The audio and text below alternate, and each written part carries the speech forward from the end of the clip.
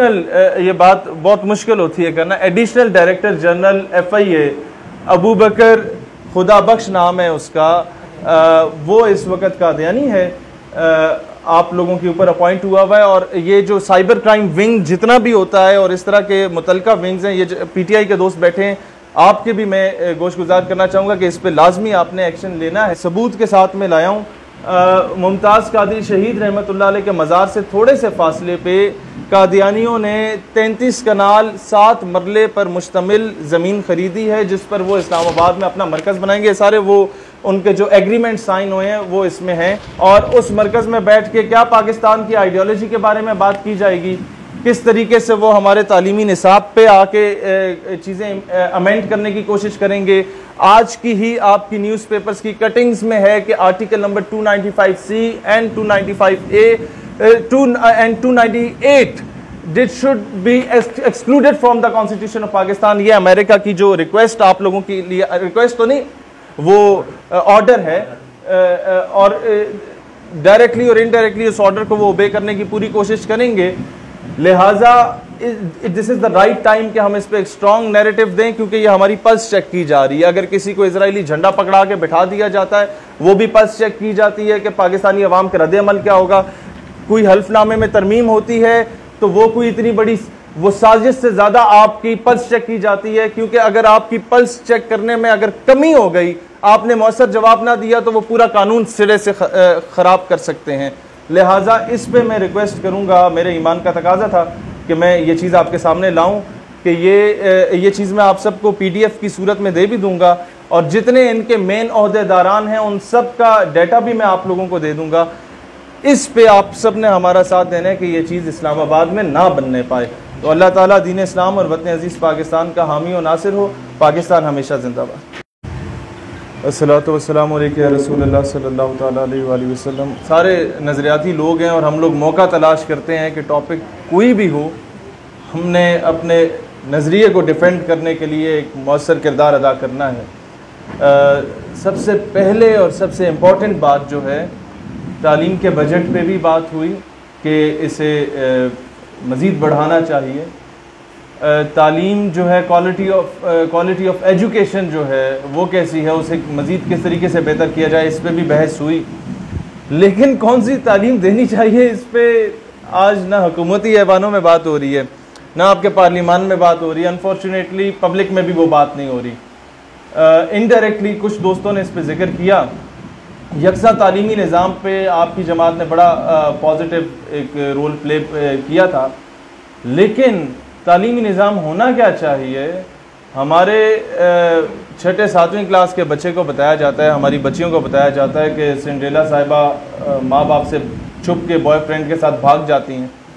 तो उसके साथ ही मीडिया उसे आइडियलाइज़ करते हुए कंदील बलोच पे बागी के नाम से एक ड्रामा बना देता है। तो कौम की बेटी को हम क्या बना रहे हैं, ये हम सबके सामने हो गया।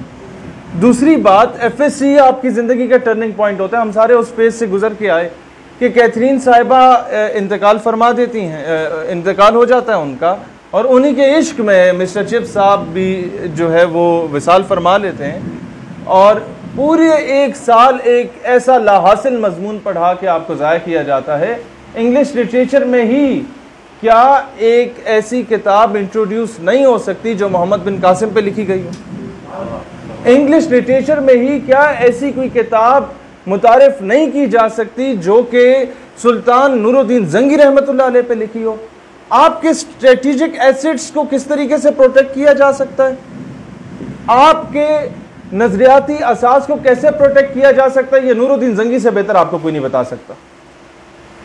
आपके डिप्लोमेटिक अफेयर्स को, और इसके साथ साथ आपके वो चीज़ें जो शायद आप एक दौर में सोच रहे हो कि आप उसको कवर अप कर ही नहीं सकते, उन तमाम नैरेटिव्स का कोई काउंटर नैरेटिव ला ही नहीं सकते, इसके मुनासबत से सबसे बेहतरीन अगर कोई आपको गाइड कर सकता है तो लिटरेचर में सुल्तान सलाहुद्दीन अय्यूबी का मजमून ऐड करके ही आपको पता चल सकता है कि कहाँ से उठ के बैतुल मक़दस को फतह करके आए। इसी तरीके से तालीमी निसाब को मैं आज समझता हूँ कि इस एलामिया का हिस्सा बनाया जाए। हमारे बड़े भाई हैं, मैं इनसे रिक्वेस्ट करूँगा कि इसको लाजमी एडप्ट किया जाए कि जब तक तालीमी निसाब तब्दील नहीं होगा हम जो मर्जी कर लें, सब तालीम जो है वो फ्री हो जाए बच्चों के लिए, वो फितने से कम नहीं होगी, वो एक नासूर से कम नहीं होगी। ऐसी तालीम जो कि आपके बच्चों को इल्हादियत की तरफ लेके जा रही है, एथिज्म की तरफ। लिबरलिज्म तो बहुत छोटी सी चीज है, तो कीड़े मकोड़े। सेकुलरिज्म भी एक कीड़ा है, जो इसकी मां बैठी हुई है ऊपर, जो इन कीड़ों को जन्म दे रही है, वो तो एथिज्म है। बच्चों को उस तरफ लेके जाया जा रहा है। 80s और 90s में आप अगर बुजुर्गों से पूछे तो आपको बताएंगे तालीमी इदारों में इसको फैशन समझा जाता था कि आप इस्लाम पे एतराज करें, सवालात करें, तो उसका काउंटर नैरेटिव कौन आके देगा? इस पे कोई बोर्ड नहीं बनाया गया आज तक, नंबर 1। नंबर 2, फीस स्ट्रक्चर पे बात हुई, मैं नहीं उसे रिपीट नहीं करना चाहूँगा। आपने एक जिक्र किया, हमारे TLP के दोस्त थे, ब्यूरोक्रेसी से रिलेटेड, मैं उस पर एक बात करना चाहूँगा। एडिशनल ये बात बहुत मुश्किल होती है करना, additional director general FIA Abu Bakar Khuda Bakhsh नाम है उसका, वो इस वक्त कादियानी है, आप लोगों के ऊपर अपॉइंट हुआ हुआ है। और ये जो साइबर क्राइम विंग जितना भी होता है और इस तरह के मुतलका विंग्स हैं, ये PTI के दोस्त बैठे हैं, आपके भी मैं गोशगुजार करना चाहूँगा कि इस पर लाजमी आपने एक्शन लेना है। उसकी वजह यह है कि पूरा ये शौकत अजीज सिद्दीकी साहब का जो केस था, जिसमें उन्होंने गुस्ताख ब्लॉगर्स को ऑन बोर्ड लेके उनको सजा देनी थी, और कुछ अरसे के बाद वो ब्लॉगर्स गायब हो गए थे मुल्क से, वो बाहर जा चुके थे, जिसमें कई ऐसे नाम है, नाम लूंगा तो उनकी अपनी प्रमोशन होगी और अक़वाम मुत्तहिदा और उन्हें रिलीफ देगा, इसलिए नाम नहीं लेता मैं। लिहाजा वो किस तरीके से उनके ID कार्ड चेंज हुए, किस तरीके से उनके पासपोर्ट्स के नाम चेंज हुए, क्योंकि नाम तो ECL में थे। ये सारी चीजें कौन से लोग इदारों में बैठ कर महकमा में कर सकते हैं, ये आप बेहतर जानते हैं, और कौन सा तबका कर सकता है, और किस तरीके से वो इदारों में इंग्रेस कर चुका है कि एक DG होता है, DG के बाद सारा इख्तियार एडिशनल DG को ही होता है, वो एक कादियानी बैठा हुआ और इतने हसास इदारे में बैठा हुआ है। तो इस पे मैं चाहूंगा कि आप लोग कैंपेन सोशल मीडिया पे चलाएं कि पाकिस्तान के जो मुक़्तदर और हसास इदारे हैं, इनमें खुदारा आप कादियानियों को, क्योंकि ये सर्टिफाइड है कि they are neither sincere with Islam, minorities की बात अलग है, they were not there sincere with Pakistan. मतलब ये पाकिस्तान के आइन को वो एक सो कॉल्ड नोबल प्राइज का जिसे दे दिया गया था माजी में, उसने भी यही कहा था कि पाकिस्तान के आइन को नाउज़ुबिल्लाह मैं जूते की नोक पे रखता हूं। तो ऐसा शख्स और ऐसे शख्स के फॉलोअर्स, उन्हें आप क्या तवक्को कर सकते हैं कि ये पाकिस्तान से सिंसियर होंगे, जिनको पाकिस्तान का आइन ही तस्लीम नहीं करता कि वो मुसलमान है।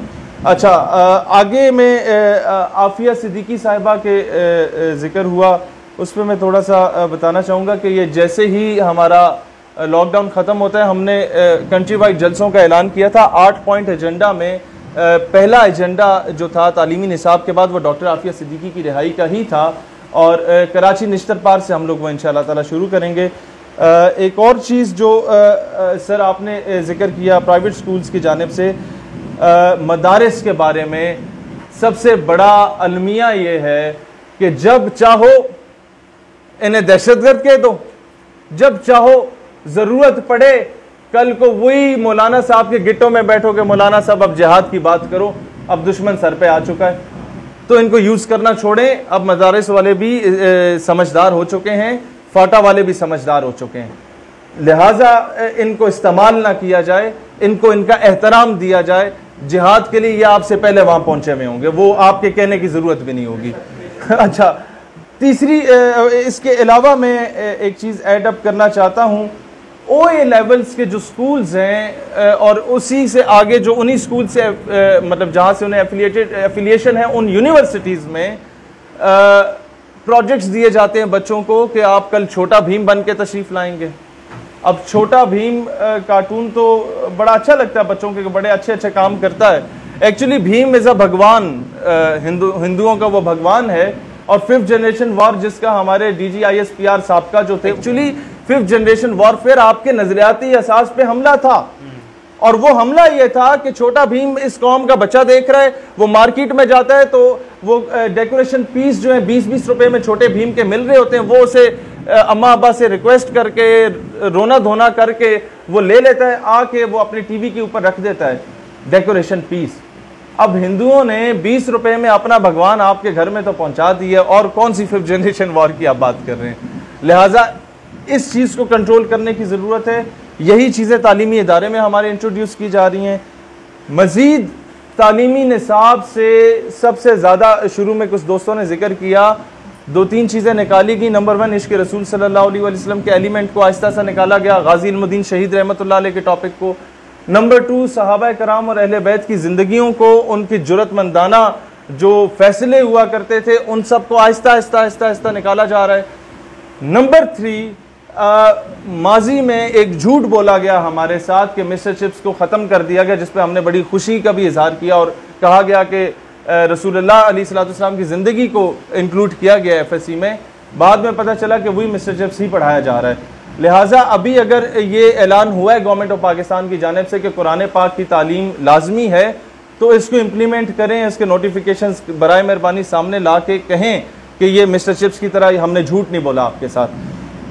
इसके अलावा जो रिसेंटली 2-3 दिन पहले एहतजाज हम लोगों ने कोई स्टेट यूथ पार्लियामेंट ने 40 शहरों में गिलगित से लेके पशीन तक ऐलान किया था, एक ही दिन हुआ। और मैं उन तमाम तलबा तंजीमों का भी शुक्रगुजार हूँ जिन्होंने हमें खुद रब्ता करके कहा कि हम आपके साथ हैं, शाना बशाना। और MSO यहाँ पर हमारे साथ थी, अंजुमन तलबा इस्लाम और स्टेट यूथ पार्लियामेंट ने मुश्तरका एहतजाज लाहौर में किया। इसी तरीके से इस्लामी जमीयत तलबा ने बड़ा इस पे मतलब इन इश्यूज़ पे हमारा साथ दिया। तो ये कुछ इस तरह की चीज़ें हैं जो हम लोग सारे इस वक्त, चाहे हमारे ISF के दोस्त बैठे हैं या PSF के बैठे हैं, ये हम बेहतर जानते हैं कि हम सारे हैं नज़रियाती लोग अल्हम्दुलिल्लाह। और इस वक्त सबसे बड़ा अलमिया जो मैं एंड पे बात करना चाहूँगा वो ये है कि हर पॉलिटिकल पार्टी में है, लिबरल लॉबी है वो स्ट्रॉन्ग है, और जो नज़रियाती लॉबी है वो वीक हो चुकी है। लिहाजा माजी में हमारे बहुत अच्छे दोस्त थे अब्बासी साहब MSF के, जिन्होंने लिताड़ के रख दिया था पूरी PMLN की जो मेन कोर कमेटी थी उसको ख़त्म नबूवत के मामले पे। और नज़रियाती लोग इसी जगह पे काम आते हैं, इसीलिए मैं आपसे भी दरख्वास्त करूँगा जो ISF के हमारे दोस्त हैं, PTI चल ही सोशल मीडिया पे रही है, जो आप कहेंगे वो उन्होंने तस्लीम करना है। लिहाजा नज़रियाती एस्पेक्ट से जब तक आप एक स्ट्रॉन्ग स्टैंड नहीं लेंगे, खान साहब की सिंसेरिटी पे या ऑनेस्टी पे शायद मुझे इतना शक ना हो, लेकिन उनके साथ जो साइकोफेंट्स हैं और वज़रा, वो उन पे शायद आपको मुझसे ज़्यादा शक हो। ऐसे लोगों से जब तक छुटकारा नहीं पाते, पाकिस्तान हकीकी मायनों में रियासत मदीना नहीं बनती।